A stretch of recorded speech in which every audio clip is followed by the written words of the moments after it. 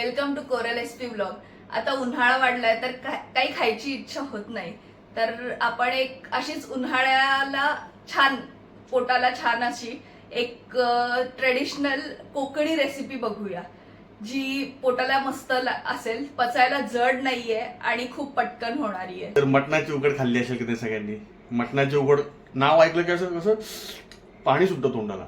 तर आज असणारे तांदळाची उकड, जी पोटाला हलकी असेल आणि ती प्रतीक्षा दाखवणारी एकदम भारी रेसिपी आहे. त्याच्या आधी सामग्री बघून घ्या काय काय लागते ती. आपल्याला बेसिक इन्ग्रेडियंट्स लागणार आहेत.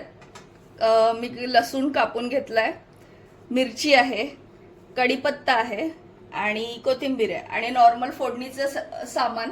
आणि मी आता ताक बनवून घेते आणि आपल्याला मेन इन्ग्रेडियंट लागणार आहे तांदळाचं पीठ. आपलं नॉर्मल भाकरीचं पीठ चालेल.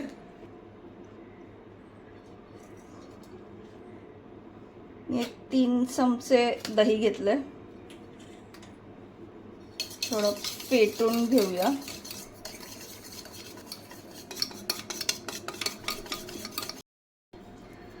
पाणी ऍड करूया, जसं नॉर्मल ताक बनवतो तसंच. आपल्याला 1 वाटी जर तांदूळ असेल तर आपल्याला 3 वाटी तरी ताक लागेल. जसं आपण कढीत बेसन टाकतो तसं ह्याच्यामध्ये हळूहळू तांदळाची पिठी टाकून घ्यायची आहे.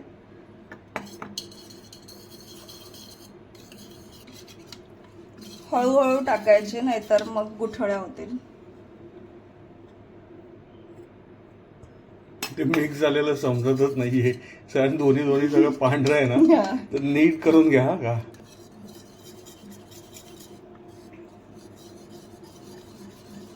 सर्वात आधी तेल टाकून घेऊया.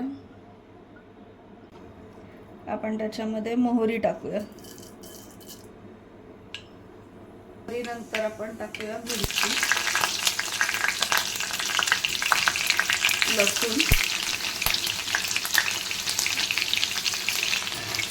कढीपत्ता. मी थोडंसं हातानेच थोडा कुस करून टाकते.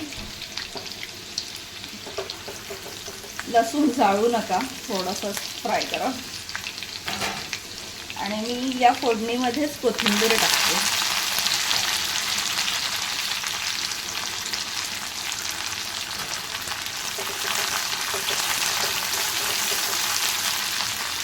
आणि आता आपण जिरं टाकून घेऊ, नाही तर जिरं करपेल.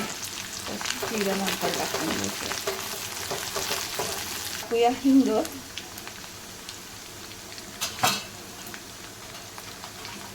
मोस्ट ऑफ कृती ही आपल्या कढी सारखीच आहे. हळद टाकून घेऊया. फक्त बेसनाच्या पिठाच्या जागी तांदळाचं पीठ आहे. आणि मेन गोष्ट ही जी आपण तांदळाच्या पिठाची आणि ताकाची स्लरी करून घेतली, ती ह्याच्यात हळूहळू टाकत जायचं, हलवत राहायचं, नाहीतर गुठळ्या होतील. गुठळ्या होऊन द्यायच्या नाही आहेत आपल्याला.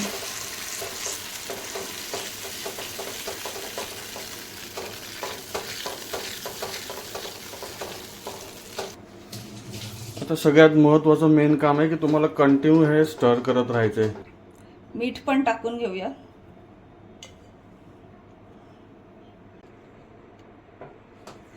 हे आपल्याला उपम्याची कन्सिस्टन्सी होईपर्यंत हे करायचं, स्टर करायचं आणि घट्ट करून घ्यायचं.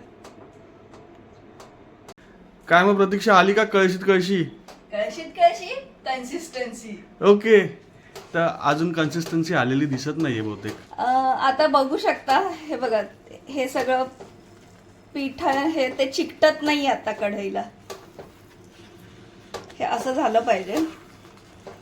अजून यात व्हायला पाहिजे काय एवढी बरोबर आहे? नाही, थोडंसं व्हायला पाहिजे अजून.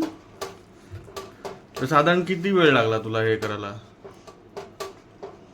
10 मिनिटं.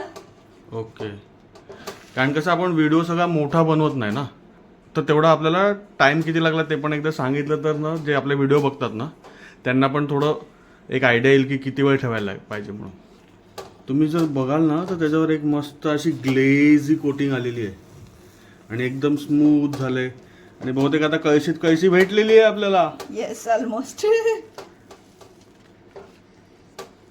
हे बघ, हे आता स्पूनला पण एवढं लागत नाहीये ना. हम्म, पहिलं कसं सगळं असं स्पून लागत होतं, तेल सोडलं ना त्यांनी आता. हम्म.